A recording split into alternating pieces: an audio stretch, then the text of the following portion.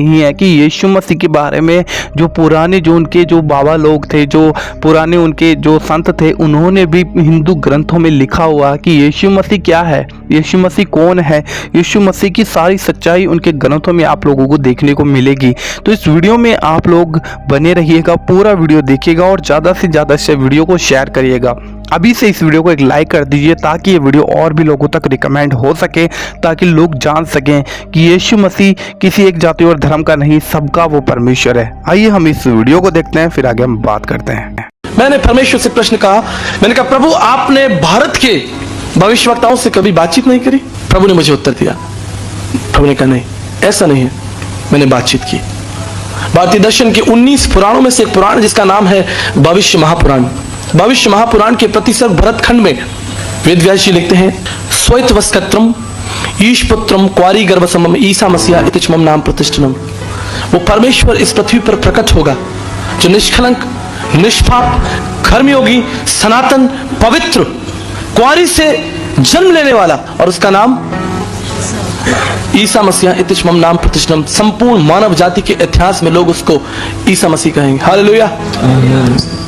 गीता के 17वें अध्याय में 18वें अध्याय 22 श्लोक में श्री कृष्ण जी का है, तुम्हें भी शरणम गच्छ सर्वभावेन भारतम तत् प्रसादनम प्रशासिति। उस परमात्मा के पास जाओ अर्जुन, तुम उस परमात्मा के पास जाओ जो तुम्हारे पापों को क्षमा करेगा, जो तुम पर अपना अनुग्रह प्रकट करेगा।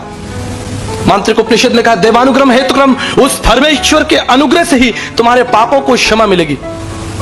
और प्रभु यीशु मसीह ने कहा, मैं तुमसे प्रेम करता हूं क्योंकि मैं अच्छा चरवाहा हूं। अच्छा चरवाहा अपने मित्र के लिए प्राणों को प्राण देता है। मैं अपना प्राण तुम्हारे लिए देता हूं।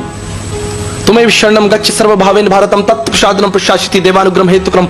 उस परमेश्वर के पास जाना है जो आपके ऊपर अपने अनुग्रह को प्रकट करेगा। और यीशु ने कहा, मेरा अनुग्रह तुम्हारे लिए काफी है। माई grace is sufficient for you. मेरा अनुग्रह तुम्हारे लिए काफी है। मैंने कहा, पंडित जी शायद आप वैष्णव ब्राह्मण प्रार्थना मंत्र भूल चुके हैं। उसमें लिखा है, पापम पापात्मा पाप कर्मा पाप समात्राहिमाम पुंडरक्षाम सर्व पाप हरे हरे। परमेश्वर मैं पापी हूं, मैंने आपकी दृष्टि में पाप किया है, और अब इस पाप अवस्था में मुझे आपका अनुग्रह ही मुझे आपके निकट लेकर आ सकता है। हालेलुया। ये प्रार्थना है। अस्तोमा सदगमे थमसोमा ज्योतिर्गमे मिथुमा मृतगमे। बृहद आरण्य का उपनिषद 1:3-27 के लिखने वाले, यजुर्वेद के लिखने वाले, यजुर्वेद तीसरे मंडल में लिखा है कि पाप की अवस्था कुछ इस तरह से जैसे एक छोटा बछड़ा, गाय का बछड़ा देखा आपने, छोटा बछड़ा, कोमल बछड़ा, मोटी मोटी रस्सियों के साथ किसी पेड़ के साथ बंधा और चिल्ला रहा हो मां, वो उस अवस्था से बाहर नहीं आ सकता, लेकिन उसकी मां निश्चय ही उसके पास आ सकती है।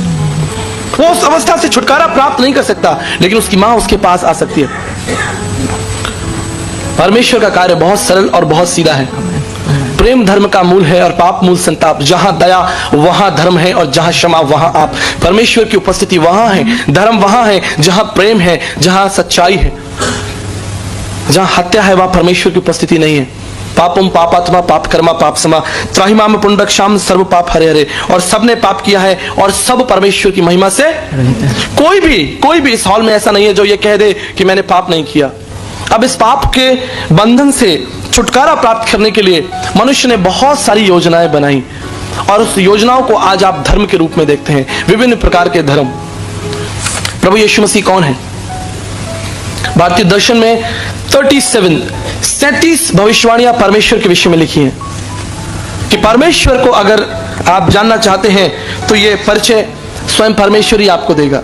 मेरा परिचय कोई दे सकता है? आप में से खड़े होकर इस स्थान पर मेरा संपूर्ण परिचय कोई दे सकता है? I would say my wife is just right here, but she cannot. वो भी शायद मेरा परिचय नहीं दे सकती। प्रियो, परमेश्वर का परिचय मनुष्य कैसे देगा? परमेश्वर का परिचय स्वयं परमेश्वर ही देगा। हालेलुया। स्वयं परमेश्वर को ही परमेश्वर को अपना परिचय देना पड़ेगा। प्रभु यीशु मसीह का संदेश भारत में कब आया?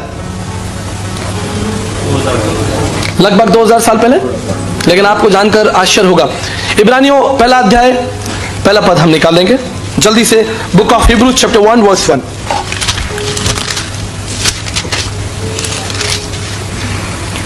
पूर्व युग में परमेश्वर ने बाप दादाओं से थोड़ा थोड़ा करके और भांति भांति से भविष्यवक्ताओं के द्वारा बातें कर इन अंतिम दिनों में हमसे पुत्र के द्वारा बातें की, जिसे उसने सारी वस्तुओं का वारिस ठहराया। Praise the Lord। यहाँ पर परमेश्वर का वचन कहता है कि पूर्व युग में परमेश्वर ने हमारे बाप दादाओं से थोड़ा थोड़ा और भांति भांति करके बातें की।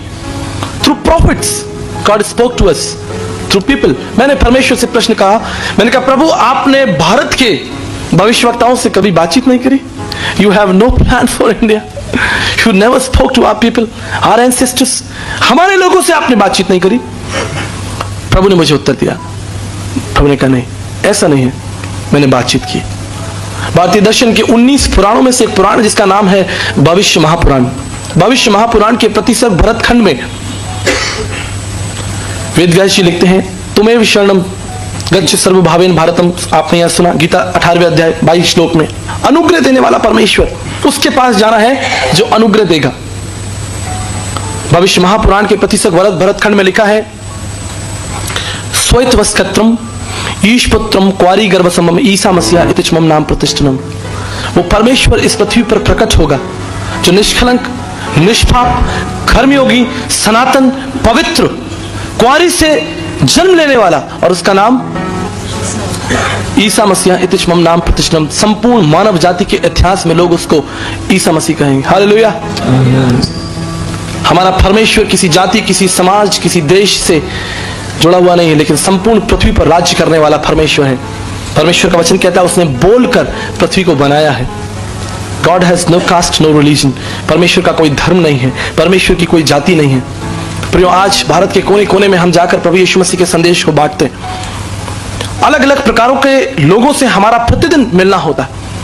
कई स्थानों पर लोग कहते हैं तुम्हारा प्रभु यीशु मसीह तो एक विदेशी परमेश्वर है, तुम्हारा प्रभु यीशु मसीह तो ईसाइयों का परमेश्वर है, तुम्हारा यीशु मसीह तो अंग्रेजों का परमेश्वर है। प्रियो, भारतीय दर्शन शास्त्र में लिखा है, शब्दाक्षर परम ब्रह्म शब्दो ब्रह्म, आदि में वचन था, वचन परमेश्वर के साथ था, वचन देहधारी हुआ। परमेश्वर का वचन हमें सिखाता है कि वो परमेश्वर जो अज्ञात परमेश्वर था वो देहधारी हुआ, प्रकट हुआ, हमारे बीच डेरा किया। मांत्रिक उपनिषद भारतीय दर्शन शास्त्र में लिखा है, शब्दो ब्रह्म, शब्द ही परमेश्वर है, शब्दाक्षर परम ब्रह्म, और शब्द देहधारी होकर हमारे बीच में रहा। 33.5 ईयर्स, 33 साल से अधिक का समय वो हमारे बीच मनुष्य बनकर रहा। यूं नहीं, भारतीय दर्शन शास्त्र के ब्रह्म बिंदु उपनिषद 31 में लिखा है, परम आत्मा वो परम आत्मा है, सुप्रीम स्पिरिट, सुप्रीम स्पिरिट, उससे बड़ा कोई नहीं। श्रुति में श्रुतियों का वो ज्ञाता है। ब्रह्मनिष्ठम वो एकाकार परमेश्वर है, पूर्ण परमेश्वर है।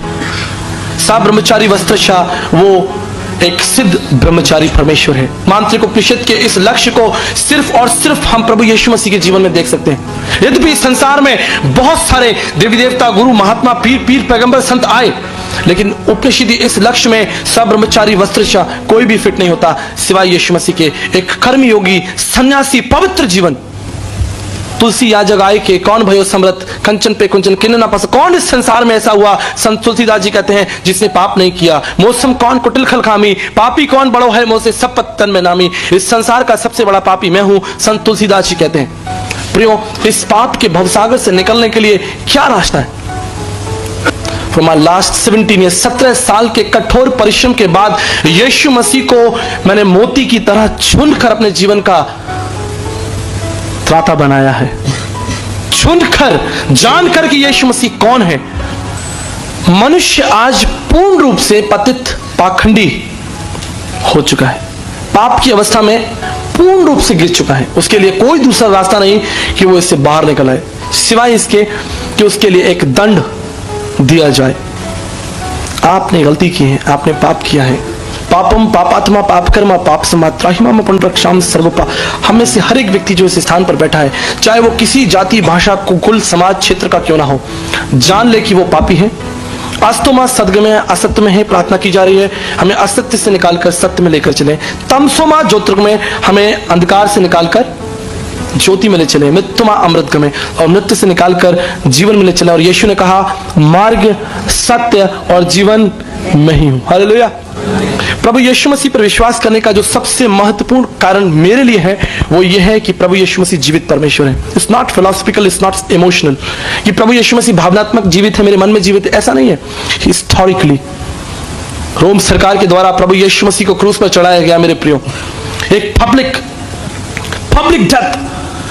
रोम सरकार के द्वारा प्रभु यीशु मसीह को पब्लिकली मारा गया और प्रभु यीशु मसीह का पुनरुत्थान भी पब्लिकली हुआ। 40 दिन और प्रभु यीशु मसीह अपने लोगों के बीच में रहा। यह है मेरे और आपका विश्वास का कारण। दोस्तों, मुझे पूरी आशा है कि आप लोगों ने इस वीडियो को यहाँ तक देखा है और आप लोग जान गए होंगे किस प्रकार से परमेश्वर के इस दास ने इन बातों को साफ जाहिर तौर से सबके सामने रख दिया कि हिंदुओं के ग्रंथों के अंदर भी प्रभु यीशु मसीह का जिक्र है। आज लोग अपने ग्रंथों को पढ़ते नहीं है और जब पढ़ेंगे नहीं तो कैसे सच्चाई को जान सकेंगे। इसलिए बाइबल में कहती है कि तुम सत्य को जानोगे, सत्य तुम्हें स्वतंत्र करेगा और सच्चाई हमें जानना बहुत ज़्यादा जरूरी है।